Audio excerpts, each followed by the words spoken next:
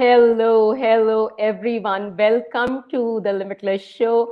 Welcome to LinkedIn, Facebook, the Limitless Tribe, and YouTube. Thank you so much for joining me over here. It's the 26th episode of the show. And again, it's a first on the show. You know why? Because I have a monk on the show for the first time ever who found his spiritual master at the age of 16. So today I'll try my best to decode the mind of a monk and how we can apply his practices to our own life and unleash our true potential and happiness that's within us. So we have Swami Purnachaitanya with us, who is an author, speaker, and a spiritual guide. And he is a sought after teacher of yoga, meditation, and mantras, and an enthralling storyteller who has transformed the lives of people from all backgrounds with his uncanny ability to decode profound ancient wisdom and impart it with simplicity, making it practically applicable in modern life. And after he completed his university studies in Indology with a specialization in Sanskrit, he left the Netherlands and he moved to the Art of Living International Center in Bangalore, India, to master the Vedic knowledge, rituals, and recitations of mantras and Vedic hymns. So he is currently a director of programs for the Art of Living, where he conducts a range of personal development trainings and oversees various service projects in India and Africa. And these projects include, but are not limited to, rural development, prisoner rehabilitation, educational initiatives. And apart from this, he is a senior teacher trainer with the Sri Sri School of Yoga and is known for his skill in teaching this style that connects a balance and thorough discipline of physical postures, breath work, meditation, and yogic wisdom. So let's bring with a warm round of applause Swami Purnachaitanya ji. Welcome to the show. Thank you, It's, Anshu. it's an absolute honor to have you here. I know it has taken us a long time. I have Yes, been kind of, yes, but then you had your book, and I want to actually show the audience. So, this is the book that he has just, written. It has come out in the market about, I think, a month back. yeah, about It's 1.5, 2 months now. 1.5, 2 months back, and it's an awesome book, guys. It's been published by Penguin, and I read this book, and I found it brilliant. Very simple language, yet profound wisdom was there. So, Swamiji, I want to ask you this. This is the first question always on the show. Please share your journey with us. I mean, you were a young boy in the Netherlands, and to here today, who you are a spiritual master. So, what has your journey been like?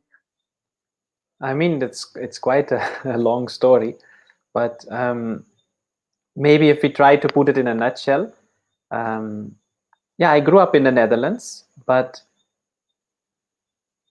I had there was you could say a bit of spirituality also as part of my upbringing. My Mm-hmm. mother was actually half Indian. Um, Mm-hmm.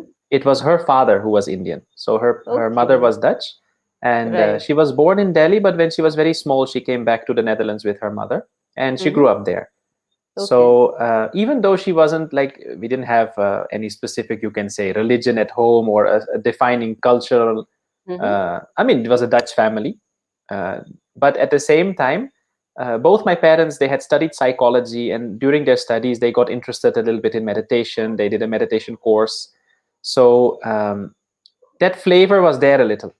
And Mm. I think growing up, even though as a child, it's you don't think about it much, but of course the kind of exposure you have, it gives you a direction, right? So us sometimes seeing our parents meditate at least makes you much more open-minded. It makes you curious about it. So they used to say, okay, you can try it. You sit still with your eyes closed, try not to think of anything, and then as a kid, you sit, small kid, and then you start seeing, what's happening, and is he moving or not, or but then um, maybe because they also had that spiritual inclination, um, as I was growing up, that I also had that I guess that interest. but it was nurtured in a way, so um, at some point I started doing different martial arts. I wanted to learn more about how to manage the mind, how to master the mind.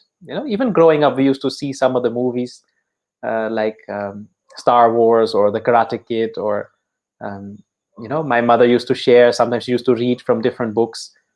And this whole concept of having a master who can teach you how to not just live life, but how to really master your mind, was Right, something that really appealed to me, because I started realizing that, yes, you can have everything, but if you don't know how to manage your mind, right. there is no guarantee that you will be happy or successful.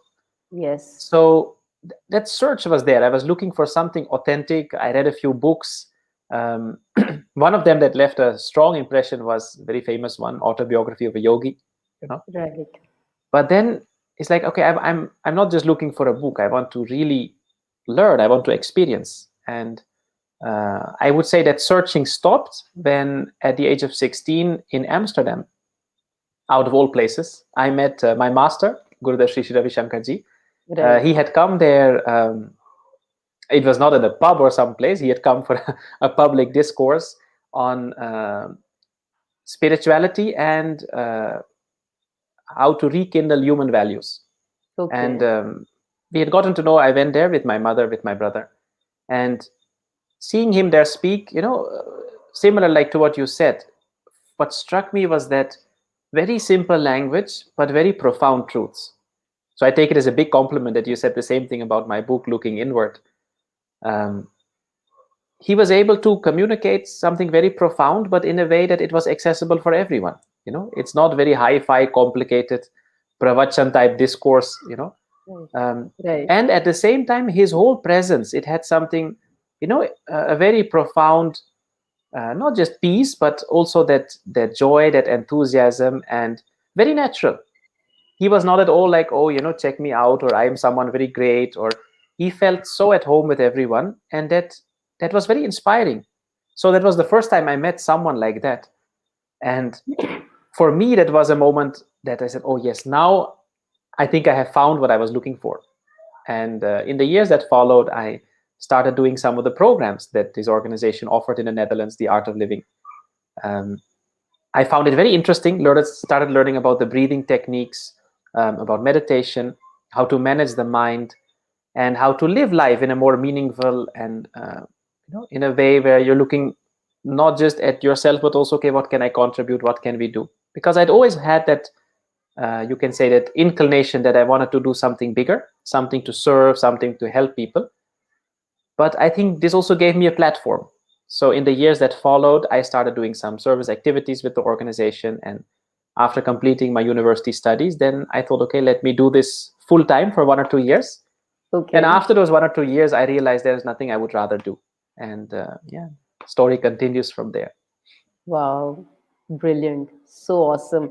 I mean, how many people actually find the purpose in their life at such a tender age?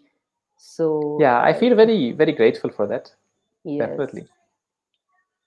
In your book, Looking Inwards, at one place you write that in the ancient scriptures of the East, they warned us not to look for support in the ever changing world, but that the true support and security can be found in the non changing, and that is inwards of oneself. So, could you explain that to us? Well, the beauty is that, and this is, even if you look at movies like Kung Fu Panda, for people to relate a little. And there are many other stories, books, movies that try to, or very successfully drive home this truth, that even though we may forget sometimes, if you look at life, everything around us can change at any time. And I think during this pandemic, the current scenario, more than anything, it has woken people up to this reality. It has made them aware of this truth, that all those things that we may have been relying on for our sense of security, our sense of peace of mind, our sense of comfort, um, are very temporary or can change anytime. Like, for example, I have friends who had a very successful business, a restaurant. It was flourishing, and now they had to close it down because of the lockdowns. They were not able to operate. They still had to pay the rent. So the same way, I know people who had a job for the last 20 years with a company. they were loved by the company, they were very committed to the company. Neither would have ever imagined that now suddenly they had to be let go. The company had no choice. They didn't have a say in the matter. They lost their job. So they thought, my job is set, fixed. I will do this job for another 10-20 years and I'll retire. Same way, people who rely on their family may suddenly not be able to meet them, which can be very, very difficult for people. Or their friends, if you used to hanging out with your friends to blow off some steam or just to enjoy, and suddenly you're stuck at home, right? It's very difficult for people. If you think, I'm so healthy, I go to the gym, I take care of my diet, nothing much can happen to me, I'm healthy. And then suddenly there is this virus that everybody gets, and it can get very scary. So people get very anxious. So this was never something new. It could always happen. It has always been the truth that, one, you can die anytime. People can be healthy and suddenly they go. Or you may have an accident. This was always the truth.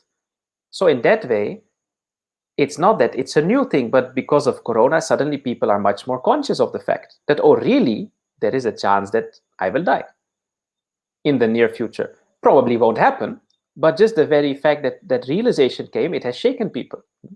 In the same way, if things change, you realize, oh, your peace of mind is gone. You may not be able to sleep at night peacefully. You may not feel comfortable. You may be in your beautiful home, and yet you have the most wonderful food in front of you. You have a wonderful, everything you need. And still, you may not be able to enjoy it because your mind is disturbed.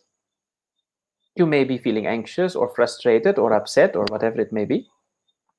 And in the scriptures of the East, they have always reminded us of this fact, where they have said, this world is ever changing. It is all temporary. So focus on that which is not changing, because that can be your true source of strength.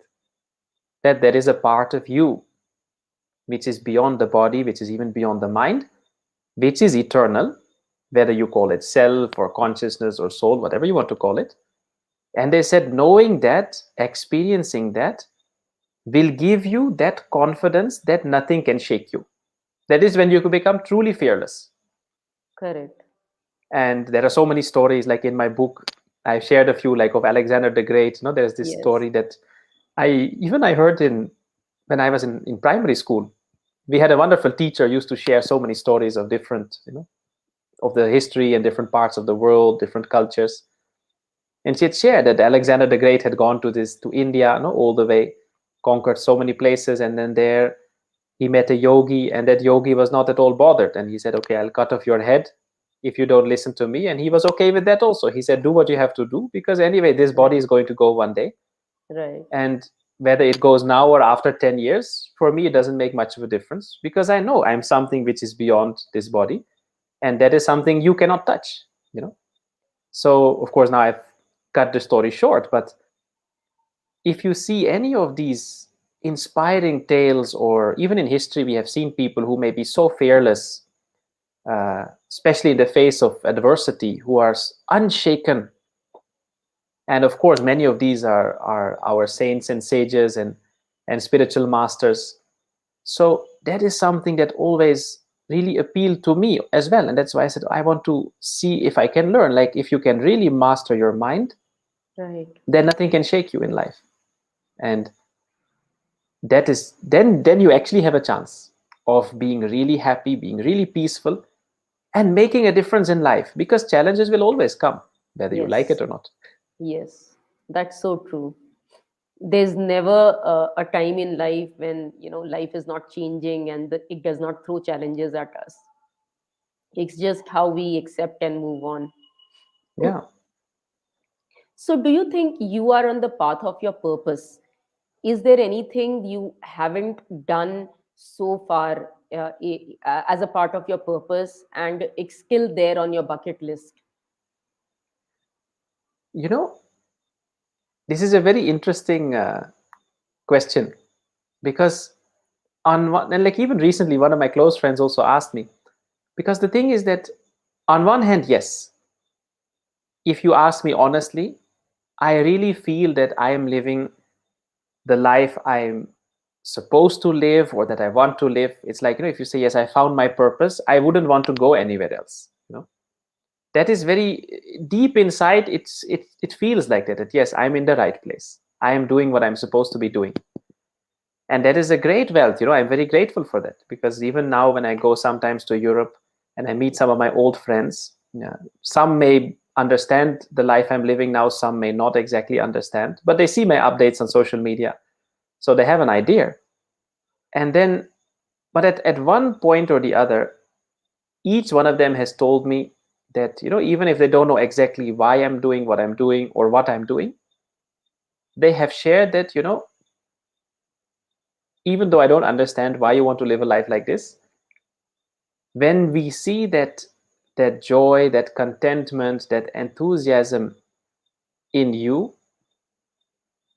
that is something that we are still looking for.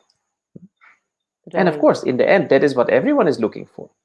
Correct. But if you're asking me if there is something specific left to do, you know the example I can give is, like, for example, if you're driving on a road by car, dark, it's late at night, it's dark, like say a mountain road or something, and you have your headlights, so you can see that maybe 10, 15, 20 meters in front of you, maybe 50 meters if it's good headlights, but beyond that you cannot see. So Right. you're on the right road, but if you're asking me, okay, what all is there still in front of you, it's difficult to tell you that, okay, these are the specific things I want to do, because it depends on the time and the place. Like, for example, even in my capacity as as a trainer for the Art of Living Foundation, as a teacher of yoga, meditation, we have so many service projects. Like the Right. last, for example, last 2.5 years, I spent most of my time in Africa. And Okay. that was a new surprise for me. Before that, I mostly worked in India, Southeast Asia, some parts of Europe. So there it was a very different scenario. And even there, I have conducted programs and done initiatives in over 10 different countries. Right. So in each place, when I come there, I see that, okay, what is it like here? What is needed? And how can I contribute in the best possible way? Like, what can I contribute here? Right. And Right. if you had asked me 5 years back, I would have never guessed I would be going to Africa. In the same way, honestly, I have no idea what I'll be doing in the next 5 or 10 years, because if I look back at the previous last 10, 5, 10, 15 years of my life, I could have never imagined. I've been in the interiors of Arunachal Pradesh near the China border, sitting with people in their bamboo house around a fire, eating that boiled leaves and rice. uh, Right. I would have never imagined, speaking a language I had never heard in my childhood. Right. So in that way, it has a sense of adventure also, because anything is possible. You Yes. Um, so I know that I'm doing what I'm supposed to be doing, or that I would like to be doing, Right. uh, but that expresses itself in different ways. So let's see what the future brings, and I hope that I'm in a position to contribute in the best possible way and keep doing that. Wonderful. Wonderful. Finally, that is all it is about. Till the time you feel fulfilled in everything that you're doing, and you feel you're on the right path, and you let the time unleash the things for you. Mm. Right. So you also say that the law of the mind is effortlessness. Yes. Now, today is the world of hustlers. Hustling has become a big word. It's the in word. Everyone talks about hustling, and they say the more you hustle, the more successful you are going to be in your life. But effortlessness to me is just the stark contrast of the word hustling. So, can we explore a complete potential that life holds for us, or our soul holds for us, and walk on the path of purpose without hustling, with effortlessness? Here we have to be clear about where it applies. Like in my book also, as you know, as you've read it, I've spoken about this, that the law of the body is effort, the law of the mind is effortlessness. So from a very young age, we have been taught that, like anything you want to do, if you want to train your body, become stronger, become more flexible, lose some weight, do anything. If you want to learn how to be good at some sport that you do, whether it's soccer or something, you have to practice. You have to put effort. You want to learn Right. how to play the guitar, you have to practice. So anything we have to do, it requires effort. And this is what we have been taught, this is what we've been doing. But on the level of the mind, it is the opposite. And that is where many of us struggle. Because if we really look at our mind, it functions optimally at its best when there is effortlessness. No? You try to remember something, the harder you try, it doesn't come. But the moment you drop it, you say, okay, never mind, suddenly you remember. No, the same way when people think, oh, something terrible has happened, and you think, I don't want to think about it, it's making you upset, uncomfortable. But the more you think, I don't want to think about this incident or this person, you end up thinking about them more. So we struggle because you're putting effort, because you've learned that that will get you there, but on the level of the mind, is it the opposite? So if we are talking about reaching our full potential, being successful in life, it is learning how to leverage these at the right time, how to balance them in the proper manner. Because of course, if you're in your office, you have to put effort, you have to do your work, you'll have to give your 100%. But here the skill is that if you can do so with a calm and peaceful mind, you will be much more effective, efficient, much less tired, and you'll have much more clarity. Your perception, your observation, your expression, your communication, your sensitivity towards the people and the environment around you, all of these greatly benefit and improve when your mind is peaceful. Right. So usually what happens, I have to do a lot, I have to hustle, that. Oh, and the very thought that you have to hustle a lot, you have to do a lot, tires you. Right. Yes or It no? I does. mean, It I'm sure stresses many you. of us would have had this experience. If you have, Yes. for example, a lot of terrible paperwork to do. I mean, India is a little famous for it also. Like any Right. government thing, you have to apply the amount of paperwork, if I can say Yes. so. I've had my share of experience. Or you have to do your income taxes, and you cannot find your bills or your things, or it's a hassle. Right. But then that very thought that, oh God, I still have to do that, you sitting and thinking about it itself tires you. And many times, if we look at our life, most of us, we're not doing hardcore labor, let's be honest. So if you come home from your office or from somewhere and you feel so drained and tired, most of it is not because of the actual physical work you have done. It is Right. because mentally we have a lot of resistance, you have stress, you have all of these things. That's all on the level of the mind. Yes. And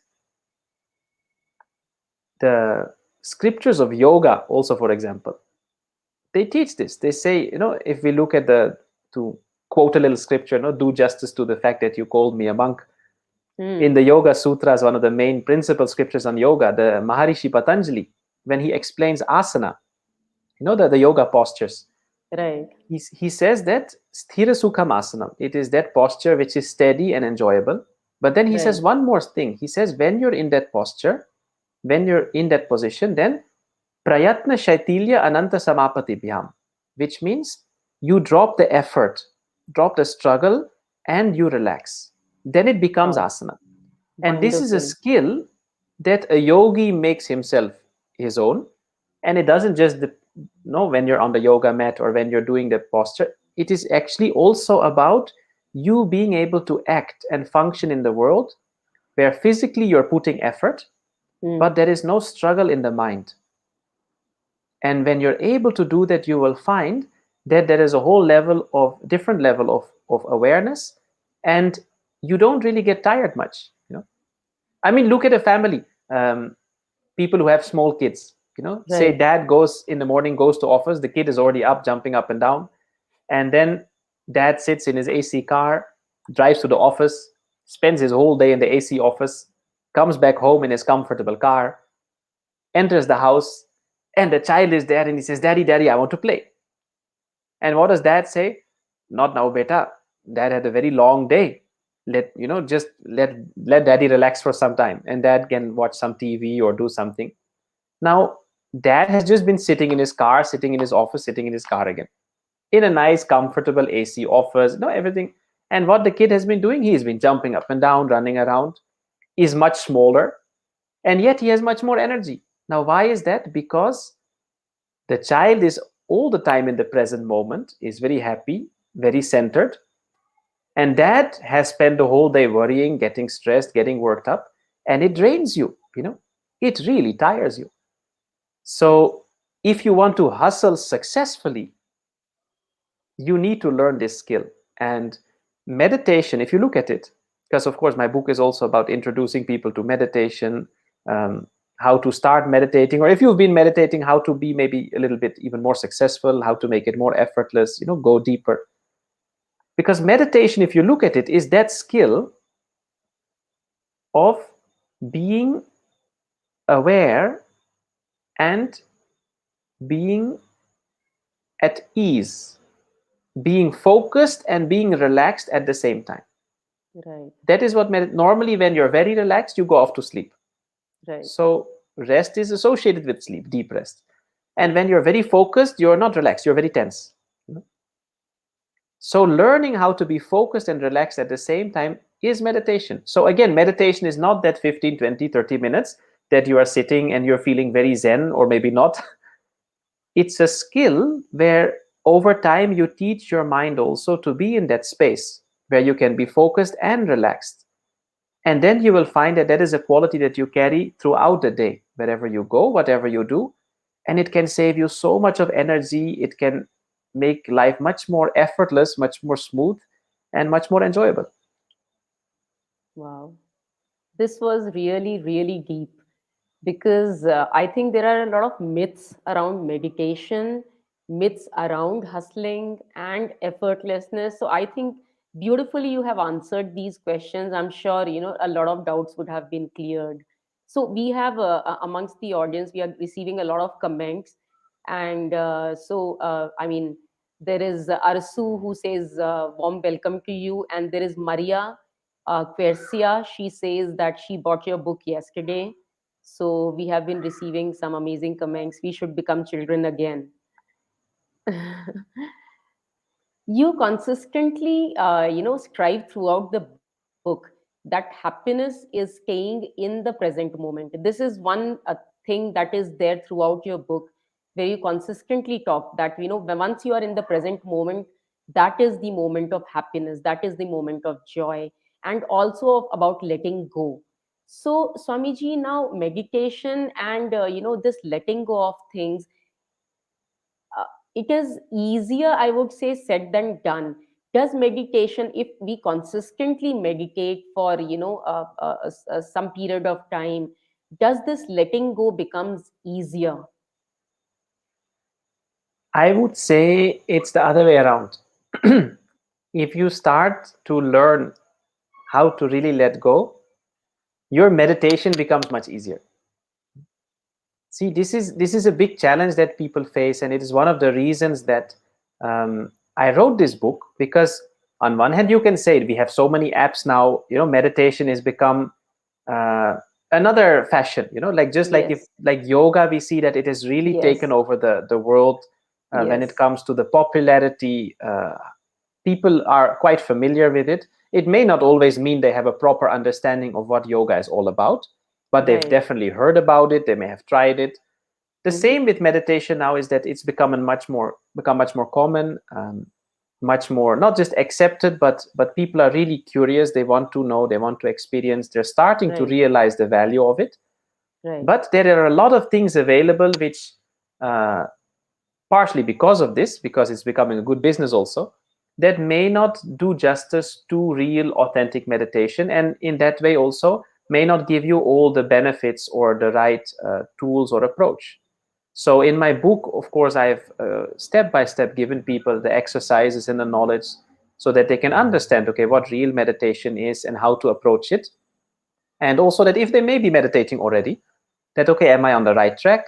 It's not that Right. only one technique of meditation works. No, there are different ways, but there are some common elements that will tell you whether you are really meditating or not, and or Right. if so, how to go about it. And um, of course, as you said, being able to let go is a very important aspect, because meditation is about transcending the mind. And this is where in the book, of course, I've given a whole chapter where we talk about the difference between mindfulness and meditation. Because Yes. mindfulness practices, they have their own unique benefits, but Right. it's about still engaging the mind. You're focusing the mind, you're being fully with what you are doing, but that means you're still engaging the mind, you're still active, you're still on the level of the mind. And meditation, true meditation, is going beyond the mind, is transcending the mind. So for that, you need to let go. From effort, you have to move to effortlessness. So again, in the yoga scriptures, the Rishi Patanjali, when he talks about these different stages or steps to meditation, one of them is dharana. So dharana is focusing the mind on one thing and keeping it there. So this, Uh-huh. we can say, is most of the mindfulness practices. And Right. then beyond that, there is dhyana, which is what we know as meditation, and then samadhi, which is that state of complete equanimity. Mm-hmm. And to be able to do that, to be able to go beyond the mind, you will have to let go. Because as long as you're doing something or you're holding on to something mentally, Mm-hmm. you will not be able to go beyond the mind. And Right. to some extent, we all know this already, and we do it. Because every night when you go to sleep, unless you let go of the world and all your dreams and desires and worries for a moment, you won't be able to fall asleep. Yes. That's so And true. that is why sometimes when you're really stuck with something, it's difficult to fall asleep. Whether it's Yes. something exciting, like, as a child, if you know tomorrow's my birthday, I remember sometimes it was very difficult to fall asleep because you're so Yes. excited. Oh, Yes. tomorrow's, and you're looking at the clock and it's 11 o'clock, 12 o'clock, and you Yeah. know that you cannot wake your parents up before 5 because they told you, you know. Right. But then Right. you're counting the minutes, the hours. Or if it's Right. something unpleasant, you may be anxious about something or you're really upset. If you're not able to drop it, then you can't sleep. And this is what we see now, is that many people, they struggle because at some point, okay, you fall asleep, or some even may take some medication to fall asleep. But then also, it's not a deep sleep, it's not a quality rest, because still there are so many of these things that we're holding on to, and it may come in the form of dreams, or the moment you wake Right. up, it's the same thought that's still there. So Yes. the beauty of meditation practice is that it's also a practice of letting go. And the Right. more you grow in that, the more you become skilled in that, again, it will also benefit you in other activities. Like, for example, your sleep is much deeper, you sleep much more easily, much more peacefully. And even Mm-hmm. if something happens, during the day, many times, we may have an unpleasant experience, and it's just momentary, it's very short. But then, because we're not able to let go, we carry that with us, sometimes for hours, sometimes for days, sometimes even for years. Right. And it's not that we enjoy that. It's not that you say, oh, I enjoy thinking about it again and again, or getting worked up whenever I hear that person's name or when I see something like that. But then we have never learned to let go. We have We have never never learned learned how to to let drop go. those things. Yes. Yes. And it's high time that we learn that, because now, especially, we live in a crazy time. Nobody was prepared for this. At the Yes. same time, you cannot deny it. This is how it is right now. We don't know how soon it's going to go back to some sort of normal. So if you want to save your sanity and your health, we will need to learn how to let go and how to adapt. Yes. So true. I myself am I call myself a limitless coach. I'm a limitless life coach, Swamiji, and I come across this problem where people are not ready to let go. They know they need to let go, but they just cannot do it. They hold on to the grudges and the emotions and everything, which is like, pent up all inside them, and they feel that, they actually protect it with Hmm. all their might. They feel they're going to lose out something if they let it go. Yes, yes, I know. This So, has been a challenge for teachers and masters throughout the times, the world. And in the scriptures, they have all these parables where they'll also tell people, no, that if you're holding stones in your fists, Yes. so tightly, how can I give you anything precious? First you have to drop those stones. Yes. Only then, if your hands are empty, I can give you something. Yes. So true. But this is So a challenge, and that is where the need comes to really make people aware. So that is where knowledge also plays an important role, so yes. that we realize, we see, oh yes, this is, I'm not doing myself any favor by Yes. holding on to this, and it's not Correct. giving me any benefit. Yeah. Rather, I'm losing out on a better life. Yeah, exactly. Right. So, on the level of the mind, less is more. Now, Yes. I know you are a very busy person. I experienced that in the last couple of months with you. You are so busy. You were writing, authoring book. You were having sessions. You're, maybe yoga retreats.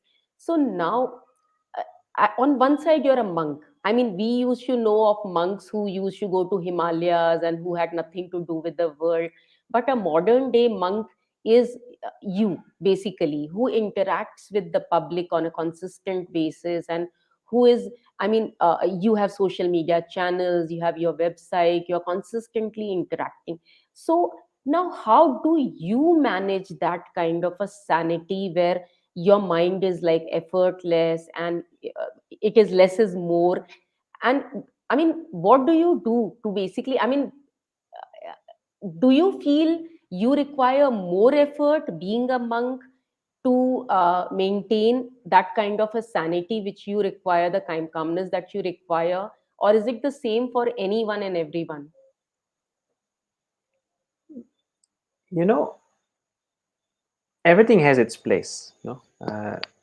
Being by yourself, or taking a break from all your activities to go inward, to really go deep, definitely has its place, and it's always been the case. At the same time, we see that even though some either whether it is disciples or masters may have chosen a life where they serve in a more subtle way, where they say, I'm not going to be all the time busy in the society. I will be available either to share the knowledge, or to uplift the consciousness in by meditating and doing other things.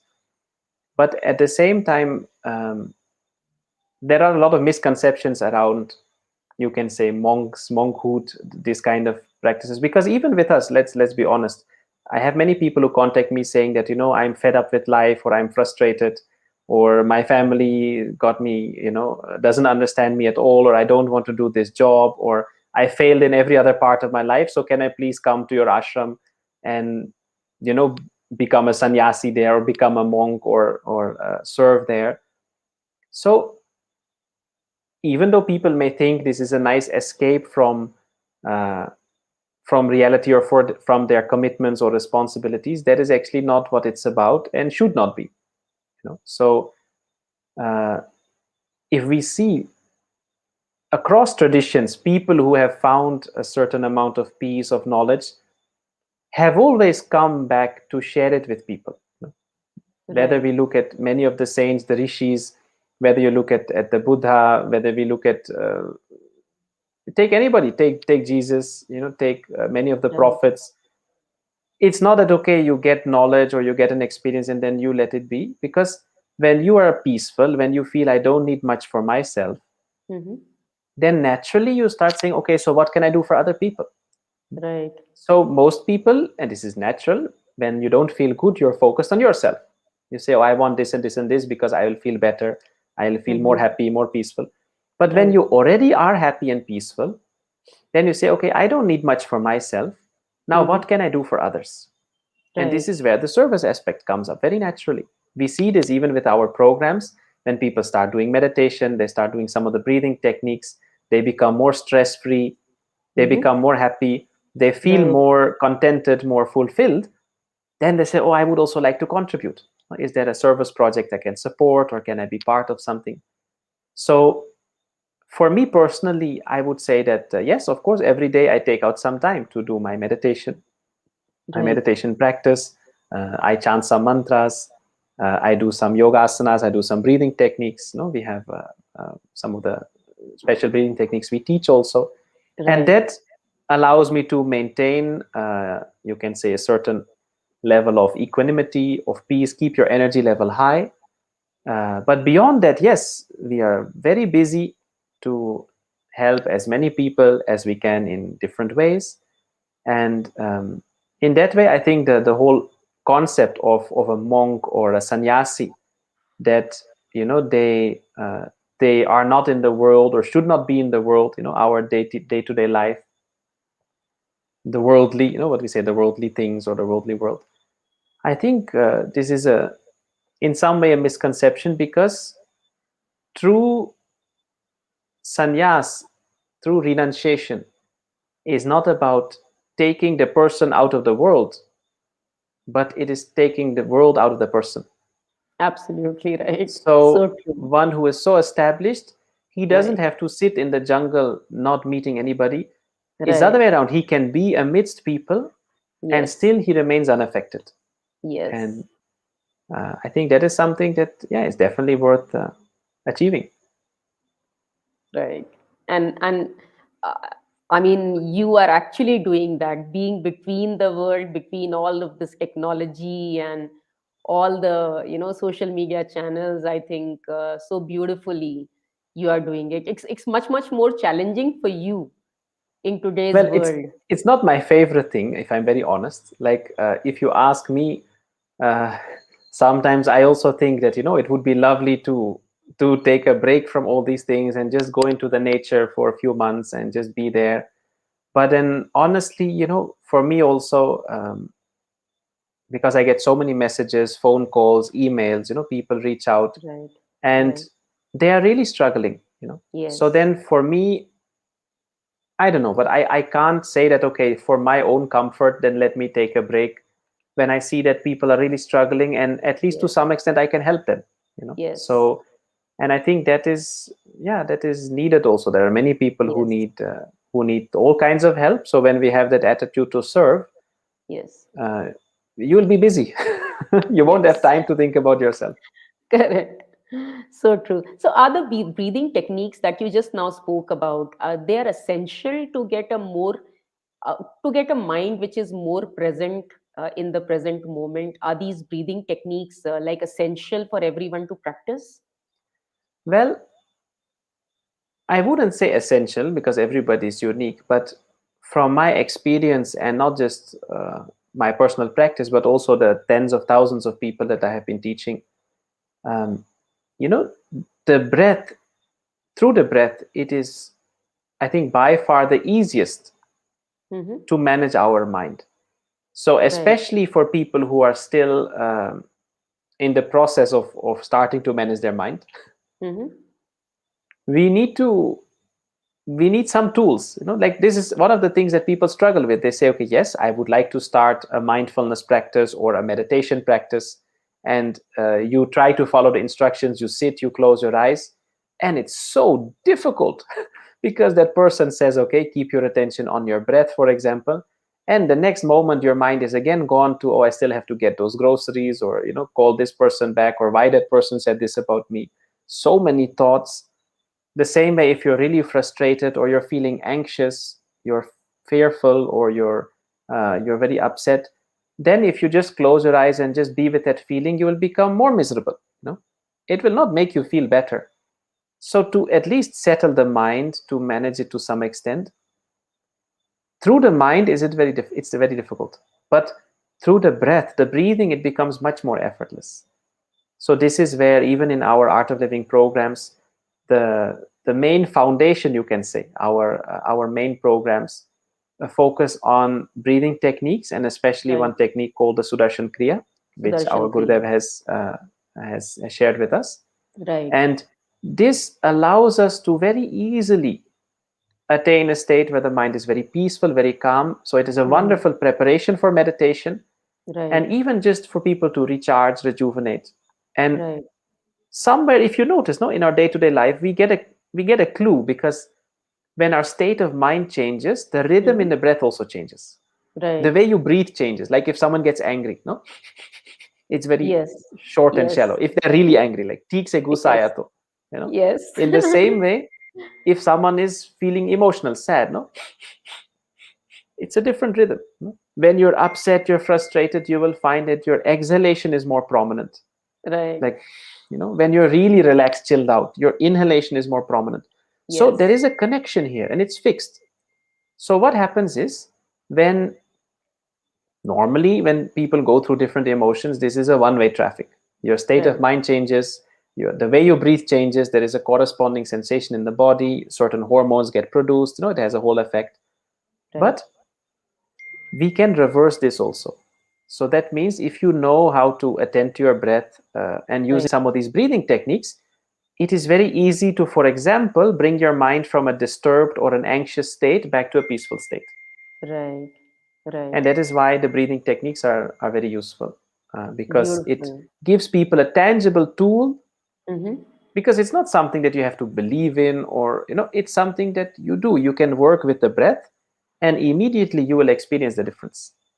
And it is a great help, a great aid for people, especially when you start meditating, to save a lot of the trouble. Okay. So it makes the things easier, definitely. It's worth, Definitely. yeah, it's worth, starting out with that. So things become comparatively easier. Yes, and it gives you practical tools that you can apply anytime. Like if Right. I have a very long day, and after a few meetings you really feel a little bit fried, and I know I have another few lined up, I can Yeah. take 10-15 minutes, do some breathing techniques, and it can really recharge you and uh, prepare you nicely. Beautiful. So that is how you basically maintain your state of mind and resilience and your energy levels up by practicing these in between your work. I mean, if I have the time and if there is a need, because the beauty is with a regular practice, um, it's like you also increase your capacity. Like I Right. do these practices every day, but Right. there have been instances where maybe for 2-3 days I was not able to practice because of whatever reason, maybe too Uh-huh. busy or with traveling or whatever, and Right. then you don't notice much of a difference. So that Right. doesn't mean that I don't have to do it, but it's like your battery has become so big that even if you're plugged out of the power for some time, it will still run at least for a few days on full capacity. And then Right. maybe, that low power mode kicks in where it may be a little bit less. And Right. So beautifully you have just put it across. Nice. And the last question in this round before we move on to the next round is, what kind of diet and lifestyle do you suggest to keep it stress free? I mean, I just give one or two general tips because honestly, everybody is unique. So even when it comes to a diet, what works for one person may not be suitable for another. No, so then you have to really talk to someone like a proper Ayurvedic doctor, or someone who can look at your body type, your constitution, and your lifestyle, and suggest, okay, this is good for you. Because Right. even you may have two people with a similar body type, but if one is doing hardcore labor, he will have to have a different diet than Yes. someone who may just be doing a desk job. But Yes. overall, you can say, and I think everybody knows this, that fresh, healthy food, more fruits, vegetables, less of oily, fried, spicy junk food. I mean, we call it junk food because we know it's junk. So it Right. may be tasty, but if you ask Yes. what's good for you, yeah, it's not the best thing. And Yes. when it comes to a lifestyle, also, of course, one more thing I can add is that um, a vegetarian diet is very conducive for health. That's what it's amazing to see. Actually, last time I went to Europe as well, that over the last 10-20 years we have seen such a drastic change in Mm-hmm. people's food habits, where even Okay. in supermarkets now you have an equally large section offering Fruits and vegetarian vegetables. vegetarian non-veg. Like they've made it of proteins, and like it's plant-based, so Right. it's vegetarian, but you get the meatballs, the chicken nuggets. So it's very easy for people. You can have the same recipe, you just Right. substitute it. But Right. because they know it's much more important for health. It's not so much about the effect it has on the environment, or that they feel so bad for the animals. It's mainly priority that uh, primarily that it's much better for your health, because they realize you Right. get less heart problems, less cancer, all these things. So that Right. is good, of course, for diet. And when it comes to lifestyle, as much as possible, it's good to, like they say, no, early to bed, early to rise makes a man healthy, wealthy, and wise. So Right. getting up a little earlier, sleeping a little earlier, and having your meals at regular times, and not, especially the dinner, not too late, this itself, and of course at least some exercise, some movement, all of these things will benefit one greatly, if to the extent that they're able to follow that. Yeah. To be more stress free and more aligned and attuned to their natural habitat, actually. Yeah, because then you're healthy. So when you're Yes. healthy, naturally your mind is better.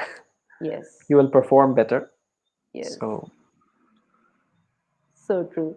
So thank you so much, Swamiji. We will move on to the next section. Next one is the lightning bolt round, where I ask you short and crisp questions and with you would a like me to keep it short and crisp also.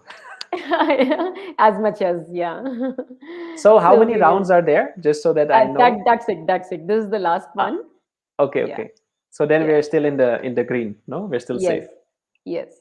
Okay. So you would like me to answer as short as possible and as Yeah. fast as I mean, possible. till the time, yes. Till the time it gives the message, puts the message across. It's Sure. fine. Okay. Shoot.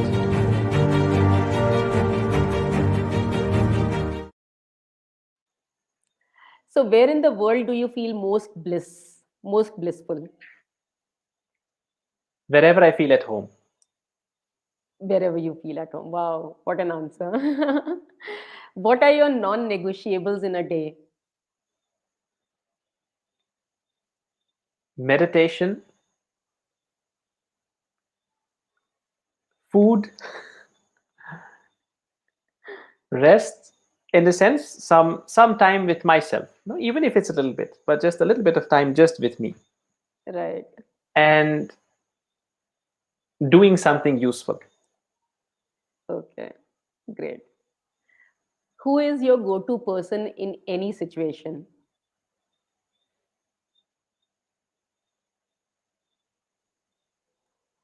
I would say my master. Okay. Right. He has the answer to all your questions. Yeah, so most things I can manage myself, but yes, if there is Hmm. a thing which I cannot manage, then definitely he's the go-to person. Right. What is your superpower? I have many. Okay, so we want to know at least three. No, you don't get you don't get to ask three. There was only one question. So I think one of my superpowers, because of course some things we are not supposed to reveal, no, otherwise we'll get in Right. trouble. But Right. one of my superpowers, I think, is that I can actually be enthusiastic about anything, not in a superficial way, like actually Actually, from inside, you're from inside. excited and Yes, anything, anything. anything. Beautiful. And that's an amazing superpower. That's an Yeah, it's amazing very useful superpower. because gives you a lot of energy and enthusiasm, and Yes. yeah. Yes. And you are able to do it with much more efficiency and I think because you are excited about it. Yeah, no, even if suddenly you're in the airport at 2 o'clock in the night and then they say your flight is cancelled. And if you can feel enthusiastic about it, it's much better than feeling upset or depressed or. Absolutely. Yeah, Anyhow, you can't do anything about it. So better be true. enthusiastic. But it Yeah. doesn't stop other people from getting upset. Yeah. True. What is your favorite food? It's a difficult one. Because there are so many tasty things. I have a very liberal policy. But I would say healthy, tasty, and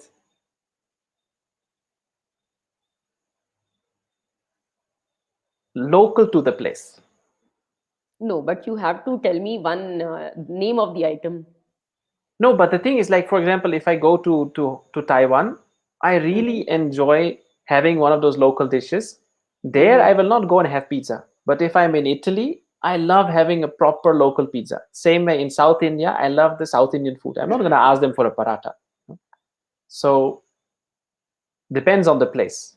But like, for example, there is nothing like a Punjabi paratha.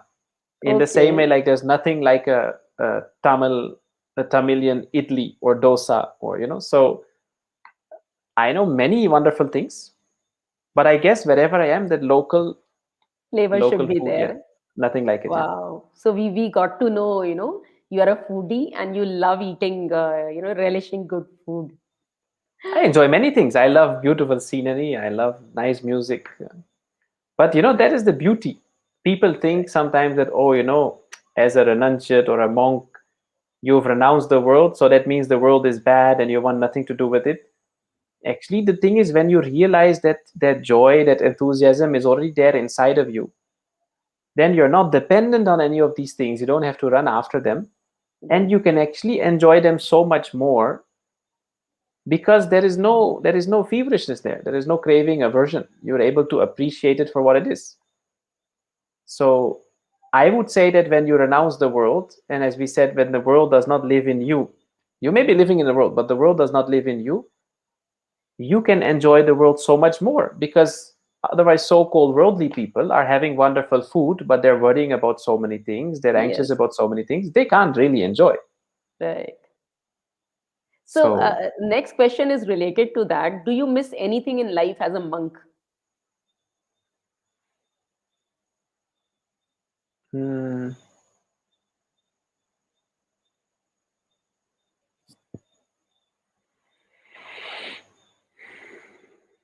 I miss anything in life?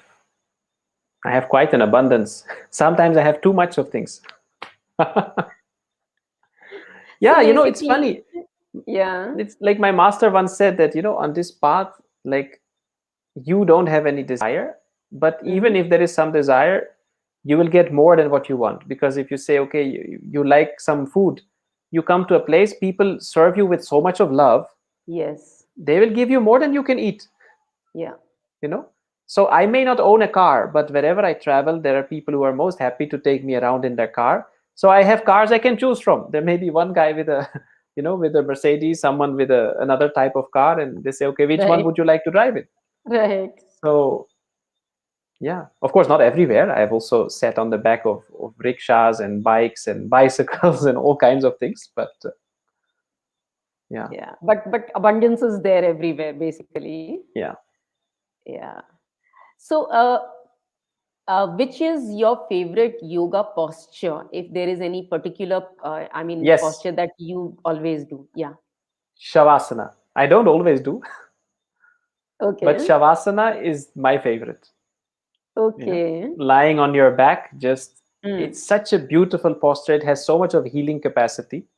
It's really Mm. wonderful. Lovely. If you could be anyone in the world for a day, who would you be?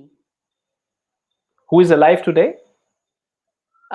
It no, it might be anyone who's not there or someone who's there. Anyone, basically. For a day? It's a nice question. Very risky. They say, be careful what you wish for. So No, it's only a matter of day, anyhow. no, but a day can be very long if you're in a difficult situation. Yes. But yeah,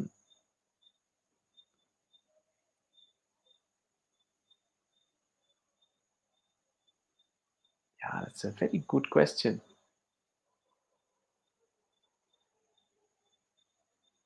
I mean, because I also, I love the history and the things I've studied. I would love to be, like, if it means I also get to experience what it's like to be that person, Yes. then One day you are that person. You yeah, I experience would love to. everything I that would they love to be experience. Adi Shankaracharya for a day. Wow. Okay. So that would be, I think, awesome. Getting into his mind and body and his life would be like awesome. So much of learning, actually. On one hand, first I was thinking I want to say my master, but then because he's my master, it's like it doesn't feel, I can't. No, it's, yeah, that's yeah, you can't. So you spoke about liking music, listening to some good music. So which is one piece of music that kind of gives you a lot of joy as soon as you hear it? Any such music? I mean, there are beautiful mantras. Not that I only listen to mantras, but really nice. Like the Vedic mantras, I enjoy listening to. Um, Apart from that, I also really love this Tibetan music. Like there Okay. is one soundtrack of one movie that I had seen when I was much younger, like in my high school days. But this beautiful traditional Tibetan Buddhist kind of music. That has Uh, stayed with you till now. yeah, yeah, and the same way, I love some of the Celtic music. It's a little bit older, but also yeah, very melodious. Even some of um, there are this. It's more instrumental, but the different ragas Mm-hmm. in the Indian tradition. So there are certain ragas, certain melodies that are Mm. connected also to different times of the day. It is there Right, in the Gandharva Veda. right, So right, that also, with the traditional classical instruments, it's very beautiful right, with sitar and all. Yeah, very right. nice. Wow, beautiful. And which movie? I mean, if one movie you need to name out that stands out for you, which you really enjoyed watching. Mm,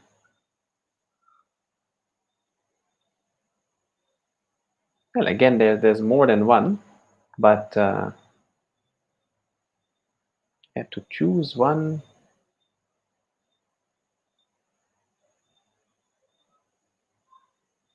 Not easy, no? Why only one? Yeah, you can. Okay, tell us two. Yeah. Uh,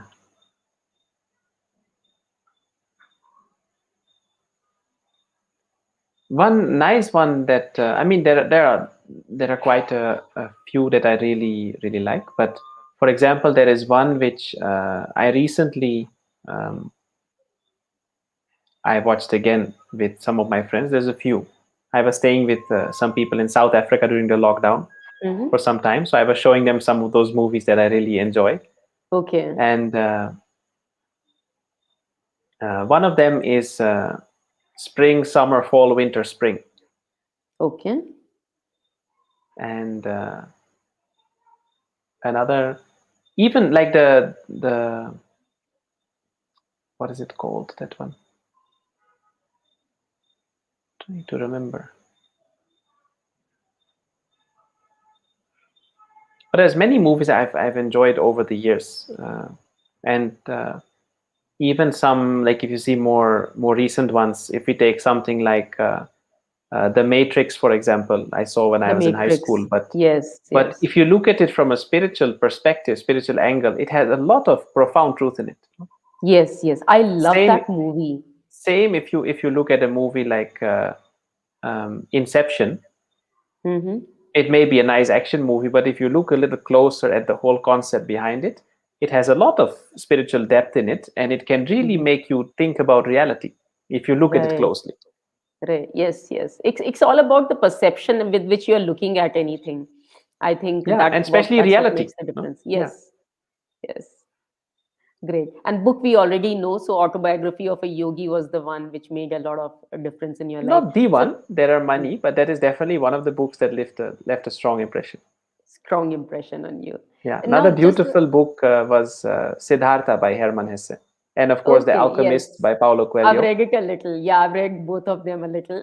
Alchemist is also beautiful. Yeah. Alchemist is a beautiful book. Yes. And lastly, is Sanskrit the best scientific language in the world? You have done your studies in Sanskrit.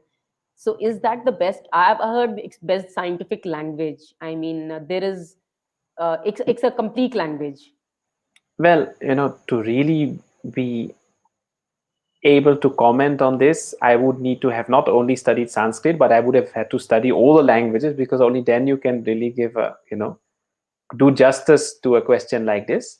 But from what I know and what I have learned and read and heard, of course, is that yes, Sanskrit is very systematic, in that way, very scientific in its Hmm. approach in many ways. So not just that the structure and the grammar is so systematic that it lends itself as the best language for programming also, Yes, Because, yes, that's what I see, had heard. Yes. from a perspective of programming, it works if it is logical. Because Right. otherwise, how do you explain to a computer Yes. that this is how it works, right? It has to be Right. logical, it has to make sense. Yes. Many Yes. languages have different exceptions, and then sometimes it really doesn't make sense. You need to learn it. But then how do you teach it to someone who doesn't know? So some languages are very difficult to learn because Yes. of this reason, because you cannot explain why it is like that. It's just you need to know all those different exceptions. So Sanskrit is very logical, very systematic, Mhm. and in many ways it is very, very profound. If you really study it, you look at it, uh, it's so much more than just something that happened. It's everything. Even the way the alphabet is structured, if you look at it, it's the same way it's structured as where you make those sounds in the throat, and Throat. it's even connected to the whole process of evolution, where you say, no, it's just the alphabet starts with ka, ka, ga, ga, nga. So Right. these are sounds that you see that are made by birds, for example. Okay. you know then ga, ga, ga, ga, ma are sounds that are made by mammals, like if you look at cows and all, no, moo, and Right. Right. it's very interesting. Then Hmm. in the same way, if you go through that, then you will see that different, you can say, species make those specific sounds which are clubbed together in the alphabet, and then human beings can make all of these sounds. So you Mm-hmm. can see how it progresses with evolution. Like first you have the birds and the The reptiles and all of birds. that, and then you have Yes. the mammals, and it's very interesting, you know because then if you look at Amazing. nature from that way, you realize, oh yes, this is really true. All these Yeah. cows and goats and all, they make certain sounds. Yes. No, pa and ba and ma, and it's Right. it's Right. it's it's revolutionary to structure a language along the process of evolution, or Yes. different species. And then you'll find it the same way, because the place in the throat where the sound is formed, and Right. yeah, it's unique. And Sanskrit is one language where it is exactly pronounced the way it's written, so there is no Right. confusion. There's no confusion. Yes. Yes. And there are many more deeper things, but even on this superficial level, yes, it is a unique language. Great. Awesome. Thank you so much, Swamiji. Any last message for the audience who's watching you today? Anything which you really want to leave them with? um, well, especially in these trying times, I would say that definitely for those of you who are watching and who say, yes, no, some of this you could relate to, it resonates with you, you say, I would like to know more, or I would like to explore more. It may sound very shameless, but I would say, please check out my book, simply because we've written it with that intention. No, it is there to help people. And Yes. already I've seen so many people come back with the feedback that it has really been very useful for them to Yes. understand more how the Yes. mind works, how to manage the mind, to get that clarity in life, or to regain that inner peace, or to Yes. start a meditation practice, or even the current meditation practice they have been doing. It has helped them to go a little deeper, uh, and it's available. So I would love people to benefit from that, because in a session like this we only have so much time, and to Yes. do justice to some of these topics needs a little bit more. Yes. So in a snack, uh, you know fast food and snack size society, where we want everything to be instant and on demand and in small and short bits, Bite size. some of these things, yeah, it needs a little bit more time. But Yes. um, the book is available. Look, in India it's available in the main cities, in the stores, on Amazon, Flipkart, and globally as the Kindle edition it's already available. So Yes. I would love to invite people to check it out. It's called Looking Inward, Meditating to Survive in a Yes. Changing World. Yes. And I strongly recommend it. It's beautiful book, not because he's my guest, but I really found it insightful and very, very profound. And this is the true thing which I'm telling you, because the language is very simple. You'll not find anything complex or complicated which you are not able to understand, and you will be able to relate to everything, every instance, every piece of information that he has given over there. You will be able to relate to everything, so I highly recommend it. No doubt. And It's a lovely piece. thank you so much. And of course, like, as you mentioned, I do my best to stay up to date with, I have an Instagram profile. I have my website, swamipurnachaitanya.com. I have my channel on YouTube, all of those things. So people are most welcome to come check it out. We've made many things available there, and they can always reach out. Yeah. Great, So great. So, thank you for a wonderful interaction, and wish you all the best with this wonderful program. thank you so much. And Thank I you. hope it And was we have useful for some. people. Absolutely, absolutely. In fact, we have such beautiful comment at the end with from Nobunita. She says, "Amazing session. Thank you so much, Swamiji, for sharing your insights on yoga. What I really love about you that you are appreciating the fact that every individual is unique and you are not dictating that you need to do this and that. Awesome experience, Pranam." So we have some fantastic comments from a lot of people. So I think